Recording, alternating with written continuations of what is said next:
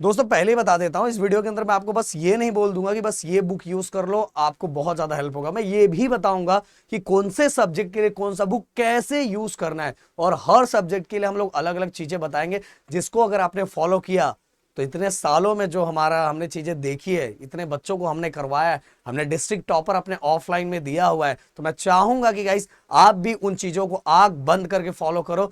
देखो गाइस, अगर आपका कुछ भी पढ़ के नहीं हुआ है, बट अगर सिस्टमैटिक वे में अगर फॉलो करना स्टार्ट कर दोगे और उसको मतलब तरीके से यूज करना स्टार्ट कर दोगे, तो गाइस 101% आप बहुत कम टाइम में अपने सिलेबस को कंप्लीट कर लोगे बोर्ड एग्जाम वाइज। समझ में आए? और गाइज एक और हमारी प्लानिंग चल रही है, हम लोग PYQ सीरीज लाने का प्लान कर रहे हैं। हम लोग 4-5 दिन आपके सपोर्ट को हम अपने यूट्यूब एनालिटिकल पे 10th स्टैंडर्ड के बच्चों का सपोर्ट देखेंगे। अगर सपोर्ट भरपूर मिला तो गाइज हम लोग सीरीज लॉन्च करेंगे। सबसे पहले मैथ की सीरीज आएगी, और उसमें अगर प्यार मिला देन साइंस की सीरीज आई, अगर उसमें प्यार मिला देन लैंग्वेजेस की सीरीज आएगी, और उसमें भी प्यार मिला तो SST की सीरीज आएगी। सो गाइस सभी चीजें हम आप पे छोड़ेंगे, अगर आप लोग को चाहिए तो कमेंट बॉक्स में लिख के हमें जरूर बताना।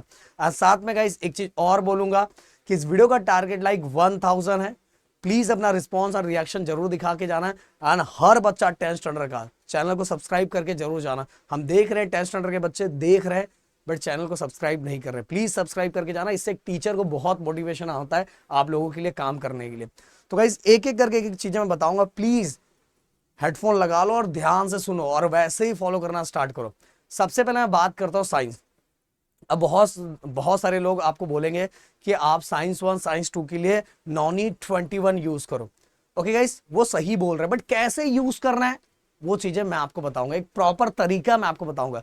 देखो, अगर आप नॉनी 21 डायरेक्ट उठा लेते हो ना, तो आप में से बहुत सारे बच्चे डायरेक्ट उठा के फिर रख भी देंगे, ज्यादा दिन तक उसको यूज नहीं करेंगे।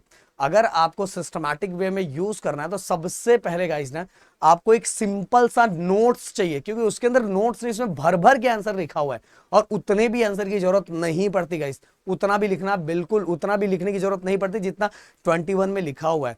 तो सबसे पहले आप सभी को चाहिए एक सिंपल सा नोट्स, आपको कहीं से भी मिले। वैसे तो गाइज हमने अपने जो दंगल बैच 2.0 में था, बच्चों को जो नोट्स था वो प्रोवाइड करवाया था, पर दंगल बैच बंद हो चुका है, पहला बैच बंद हो चुका है। दूसरा बैच 10 दिसंबर को लॉन्च होने वाला है। तो जब 10 दिसंबर को लॉन्च होगा कि गाइज जो नहीं ज्वाइंट हुए फटाक से ज्वाइंट हो जाना, तो उसके अंदर नोट्स है, फिर इसके 25 से हमारा लाइव लेक्चर स्टार्ट होगा, तो बहुत सारी चीजें हैं जिससे ये चीजें बहुत आसान होगी। तो गाइस आप अगर एक बार क्या करोगे, एक बार नोट्स को रेफर कर लोगे, एंड 21 क्यों यूज करना है आपको ये देखना है कि बोर्ड एग्जाम में क्वेश्चंस कैसे पूछे जाते हैं।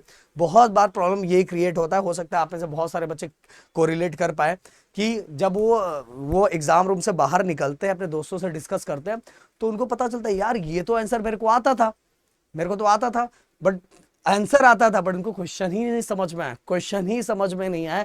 इसीलिए गाइस नॉनी 21 का यूज आपको इसलिए करना है कि क्वेश्चंस कैसे टाइप के पूछे जाते हैं, उससे आपको ये हेल्प लेना है। समझ में आया? उससे ये हेल्प लेना है, और आंसर सिंपल सा। अगर मेरा नोट्स आप सभी के पास है जो दंगल बैच के बच्चे हैं, तो एक बार क्या क्वेश्चन पढ़ो, आंसर यहां से पढ़ो, क्वेश्चन पढ़ो, आंसर यहां से पढ़ो, जिससे आपको चीजें सिंपल हो जाएगी। ओके, हाँ, गिव रीजंस मैं बोलूंगा, गिव रीजंस बहुत सारे बच्चे खुद से बना नहीं पाते, तो गिव रीजंस आप वो लाइन उसकी लाइनें लिख सकते हो, बिल्कुल चलेगा गाइस, बिल्कुल कोई प्रॉब्लम नहीं है। तो साइंस 1 साइंस 2 में आपको इसी वाइज जाना चाहिए गाइस, जिससे क्या होगा कि आपको सेम टू सेम क्वेश्चंस आपके बोर्ड एग्जाम में दिखाई देंगे। अब बात करते हैं गाइस मैथ। मैथ में अलजेब्रा ज्योमेट्री में देखो, मैं सबसे पहले एक ही बात बोलूंगा, जो बुक बताने जा रहा हूं उसके अलावा कोई बुक यूज मत करो, कोई बुक यूज मत करो गाइस। ओनली टेक्स्ट बुक, जो महाराष्ट्र बोर्ड का टेक्स्ट बुक है, उसके अलावा आपको कुछ भी यूज नहीं करना है गाइस। आप अगर मेरी बात फॉलो करना चाहोगे तो भाई फॉलो करना चाहिए। और मैथ में भी आपको किस वाइज जाना चाहिए, सबसे पहले आपको एक्सरसाइज का क्वेश्चन सॉल्व करना चाहिए। अगर आपने एक्सरसाइज का क्वेश्चन सॉल्व कर लिए तो 100% सबसे पहले आपने अगर अलजेब्रा का कर लिया तो 40 में से 30 मार्क्स तो पहले ही कंफर्म कर लिए। और बहुत बार तो 10 में से 8 बार तो 40 आउट ऑफ 40 भी ओनली एक्सरसाइज करके आ जाता है। समझ में आ रहा है? बट अगर आप और प्रैक्टिस करना चाहते हो तो सबसे पहले एक्सरसाइज के क्वेश्चंस कर लो, एक्सरसाइज के क्वेश्चन करने के बाद जो सॉल्व क्वेश्चन है वो कर लो। और वैसे एक्सरसाइज का क्वेश्चन कर लिया ना गाइस, सॉल्व क्वेश्चन तो ऐसे ऐसे नजरों से ऐसे ऐसे घुमाओगे तो भी हो जाएगा। देन इसके बाद गाइस आप प्रॉब्लम सेट की तरफ बढ़ो। अब बहुत सारे बच्चे आप में से बोलेंगे सर हॉट्स हॉट्स हॉट्स, अरे भाई जिस वाइज बता रहा हूं ना, हॉट्स के लिए ऑप्शन भी रहता है, और हर हॉट्स वही डिफिकल्ट नहीं आता। तो सबसे पहले उनके चक्कर में जो बाकी चीजें नहीं कर, हाँ अगर आपका ये दोनों हो जाता तो फिर मैंने हॉट्स की सीरीज अपने इस चैनल पे बनाई है। हमने बनाया, पिछले साल के बोर्ड एग्जाम में हमने बहुत कुछ किया हुआ है, कई सालों के बोर्ड एग्जाम बहुत कुछ किया, एक बार जाके देखो, उन्हीं क्वेश्चंस को बार बार रिपीट किया जाता है। हमने चैलेंजिंग क्वेश्चंस के बहुत सारी सीरीज बनाई है, उनको देखो, उनको सॉल्व करो, सेम टू सेम वही सब एग्जाम में दिखाई देगा, कुछ भी अलग नहीं। ओनली उसके जो चैलेंजिंग क्वेश्चंस के बस नंबर चेंज होते हैं, और बहुत बार तो वो भी नहीं होता, एक्सरसाइज का क्वेश्चंस का आपको ऑप्शन दिया रहता है, सॉल्व एग्जाम्पल के क्वेश्चन का ऑप्शन दिया रहता है। तो इस वाइज जाना है तो आप टेक्स्ट बुक के अलावा यहाँ कुछ और टच बिल्कुल मत करो गाइस। अगर आपको स्कोर करना है पूरे मार्क्स की बात हो रही है, हाँ पूरा जो सेम टू सेम दिखाई देगा, पूरे मार्क्स की बात चल रही है। अब मैं एसएसटी की बात करो, एसएसटी के लिए गाइस देखो, आप हिस्ट्री के लिए ओनली जो टेक्स्ट बुक के जो टेक्सचुअल क्वेश्चंस है वो इनफ है। पॉलिटिकल साइंस के लिए जो टेक्सचुअल क्वेश्चन है वो इनफ है। बस ज्योग्राफी के लिए आप नॉनीट का 21 यूज कर सकते हो। एंड गाइस अगर आप मैप की बात करो, क्रम एक मिनट, अगर आप ज्योग्राफी की बात करो तो ज्योग्राफी में जो मैप है उसमें भी जो टेक्स्ट बुक के बीच बीच में जो दिया हुआ है ना क्वेश्चंस, वो बस करो। और आप जो एक्स्ट्रा क्वेश्चन है, क्योंकि ज्योग्राफी में कभी कभार एक्स्ट्रा क्वेश्चन आते हैं, तो उनको रेफर करने के लिए आप 21 रेफर कर सकते हो। तो इस तरह से मैंने अलग अलग जो बताया उस वाइज आपको आगे बढ़ना चाहिए। अब लैंग्वेजेस की हम बात कर लेते हैं।